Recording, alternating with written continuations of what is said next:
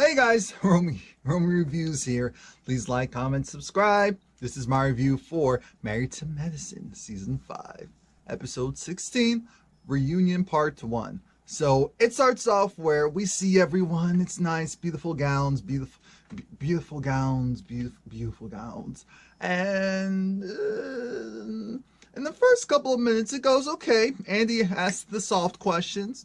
How's everyone doing? You know, Dr. Heavenly's daughter has the music out. But why did Andy give Heavenly that look of, wait, really? When he found out that Darren owns a record label. I was like, a record what? And it was interesting that we didn't see Toya's kids that much.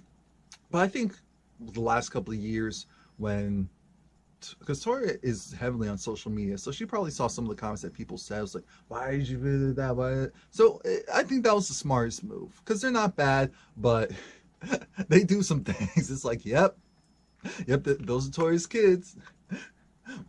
Can be rambunctious, can get in trouble, but they're little, so it's fine for now. Andy wanted to make sure that we focus though on Michael. That is Dr. Simone's son, the younger one, and how he made the comment of, well, you know, he prefers vanilla and he'd settle for chocolate. Now, like I said, we don't know him, but he seems like a jokester. So I honestly thought that was a joke. I honestly thought he would purposely say that to go, because they're just in the scene, he's hanging out with his mom. It's not a, oh, we're on camera and I have to watch everything that I say type of thing. So I understood exactly where she was coming from, and I believe I said the same things last time, because Andy wanted to see, well, how do you the ladies feel? Like, we actually know Michael, so we know it really was a joke. It's nothing serious. But things do take a quick turn, because it goes to Heavenly and he's like, well, what about your son? I believe his name's Darren Jr. What if what is your ideal? It was either what is your ideal, or what if he comes back with, for example, a Melania Trump? Because Heavenly's saying, you know, she wants her son to bring home a Michelle Obama. And he's like, what about Melania Trump? We're going to move on. We're going to move on. But it was weird, because I don't know how it came up, but essentially his Heavenly is just like, she just wants to make sure her kid understands, wrap it up, be careful, women will trap you, because it's kind of what I did. I said, wait a minute, what? Replay that? Next thing we know, she's been with her husband for 20 years, and her son is 20. I said, Heavenly. But it was funny, because then it was like, well, we really need to watch out for Michael. Miles, no, he'll be fine, but Michael, we gotta watch out for him. And they focus on the ladies' professions and how it is to be a doctor. They sound gorgeous and exotic. And I want to get to the meat and potatoes, so I feel like I'm wasting time right now. I have very yeah, they have personal relationships with their doctors. Everything is cute and cool and copacetic. We finally get to the main stuff. And it starts off with Andy had to ask Toya of all people, because he knows Toya will be truthful. See, that's the problem when you're very truthful. People go to you and ask, did that person do it? Did that person do it? And then you're like, and then you wear the truth on your face, or the answer on your face. Toya said she doesn't feel like at this point that Quad is her husband's everything, because he wants a child.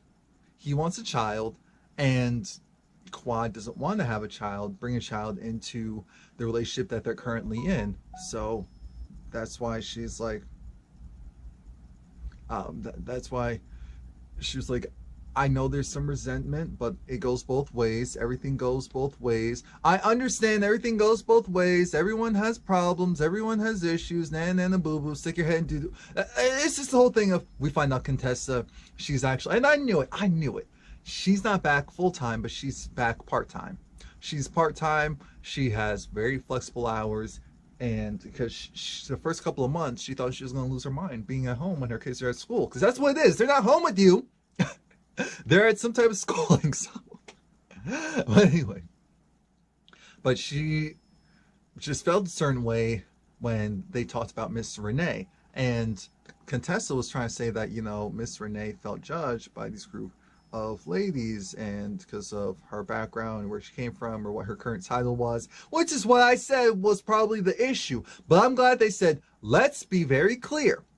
We all had humble beginnings, very humble beginnings. So we would never look down on someone who is with you and isn't technically at the level, whether it is career or whatever that you're at. So I'm glad that we moved on, because at one point it was said that my mother would never call me a B. I said, she may think it though. let's be real. She may think it though. And then we talked about the whole Contessa, and Contessa was like, well, it's ignorant, because if you can't say it, then I can understand. Maybe you just can't say it. Maybe that's just the problem.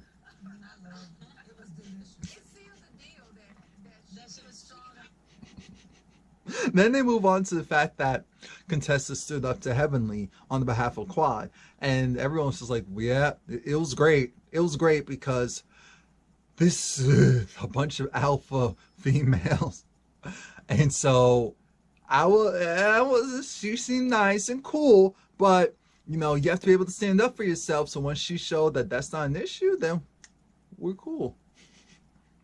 Why did they go? They're always doing this.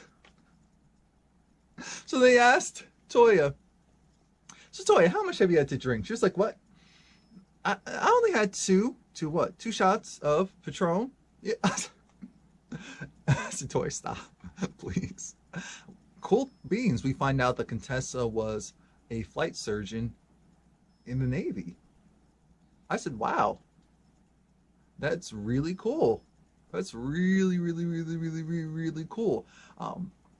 They focused on Toya and Eugene. I think the focus was on their sexual relationship, and how their money, when it comes to taxes, is all cleared up. But it does divvy into the whole thing of how Contessa felt about having a party to celebrate your taxes. And Contessa just felt like, wait a minute, so we're having a party to promote fiscal responsibility? Even though we're making money, we're supposed to have already have done so? That doesn't make sense. And Toya said, look, I publicly expressed what was going on in my household with our taxes because I wanted the people to learn from us and just know what's going on, because I like to keep it real. So I want to publicly say, hey, we're in the clear. And I just wanted to have a celebration because it was really heavy and I had a lot of support from the ladies in this group. So that's why I did it. And I get it. I will have had it at the house, but you know what? I get it. Maybe she didn't want that energy from some of the ladies in their house. Who knows? We're gonna get to it for more. What did you guys feel about the reunion part 1? Because I really just want to talk about part 2. Because that's where we got into the meat and potatoes of things. I feel like I'm just kind of tiptoeing in part 1. Tiptoe, tiptoe, tiptoe. It goes down to the whole Heavenly thing. Heavenly's on the spiritual journey, and she keeps getting lost along the way a lot of times. I was sitting there like, wow. And one of the things that hurt Toya was the whole weight thing and so that's when Toya said, look, I know I make jokes, but you guys don't realize this. She battled with eating disorders, essentially like body dysmorphia and all this thing. And she was like, she used to purge herself, starve herself, do all this stuff. And so Dr. Heavenly and Dr. Jackie, because Toya was like, well, Dr. Jackie, you said some slick stuff to me too. And I said, thank you for the reunion for this coming up. And they both said, look, we're sorry. We're sorry because that is serious. Honestly, you make jokes so much about yourself as well that we thought that it was okay. We honestly did not know that what we were doing was hurting you, and that's not what we're trying to do. And so Toya, even though she was like, yeah, but you pinpointed it a lot. But then she accepted it from Dr. Jackie because she likes Jackie. And she likes Heavenly too, but she has a love-hate relationship with Heavenly. So when Heavenly was just like, wait a minute, what's the problem? Because I also had weight problems as well. I thought that we were just doing the hee ha ha. It's like, but wait a minute, Heavenly, you don't like that, so why would you come at me like that? And you're trying to say you change, but how much have you really changed? I said, oh Lord. Now we're finally getting it. Now we're finally getting somewhere. Now we are finally getting somewhere. Now we're finally bringing up the stuff that people want to know about, because now it's the Mariah train. It's the Mariah train. Mariah's upset because Heavenly would constantly go and dig at her mother. Keep constantly bringing up family. Remember, husband and other family members like kids and whatnot are off limits. That's supposed to be the rule. I said there are no rules in fighting. That's the truth. There are no rules when you're fighting. The problem is when you're trying to pretend and act like, oh, we're cool, and then you say something slick. That is the problem. And so then, of course, Heavenly brought up, well, your mother has said slick stuff about me, slick stuff about Toya, did stuff to Toya. And so, and look at that Facebook video, and you essentially like threatened me on that Facebook video. I think Quad actually showed Heavenly in that video. I said Quad, not Quad. So now they start yelling. Now they start getting irate. I don't know how Quad got jumped into it. I think because Quad acknowledged, yeah, I showed her the Facebook video. Because then they started arguing, and it just got too much. It got too much. So once security had to break them, Heavenly went over to Toy and said, you know what? I'm sorry, because you know I have weight issues too. My blood sugar's low, so when my blood sugar's low, I get angry, I get hangry. So I apologize. I said you're doing too much. What? Mariah had her armor on. She had her armor on, and I knew it wasn't going to be a good day because she had a poster of her face put on her dressing room door, and then Heavenly went and disfigured it. Essentially, put like devil stuff on there, like with the horns and whatnot. So now it became a bigger issue because Mariah, even though she turned it into a crown, she was like, oh, this is disrespectful. This is the ultimate form of disrespect. I said, no, it's not. Especially in this group. Are you kidding me? Some of the stuff, slick stuff, just because the stuff that you said wasn't on camera doesn't mean it wasn't impactful. I think that's the problem. I think Mariah has done some stuff off camera that pissed off the other ladies, and because Mariah said like, I don't understand what you're talking about, I don't remember that. If you were having something to drink, then yeah, you wouldn't remember it. Now, because that's the thing, because now Heavenly was being petty. So I'm fine with Mariah being upset with Heavenly doing that, but I said it's only because you're mad. If you weren't mad, you wouldn't have gotten that upset with Heavenly doing something like that. So now we're going to move on because Mariah wasn't there. Mariah didn't want to leave her dressing room, at least for a moment. And things take a turn because now it's time for Simone. We know that Heavenly's still on her journey, so let her be on her journey. This is when Simone says, Cecil and I, 20 long years, but now it's over. I asked for a divorce. It'll be finalized soon. We officially moved out. The kids know, and so we're moving forward. I said, what? I knew, but it was just like, dang, that's when a lot of them found out, and they were hurt. So that's it. Stay tuned for part 2.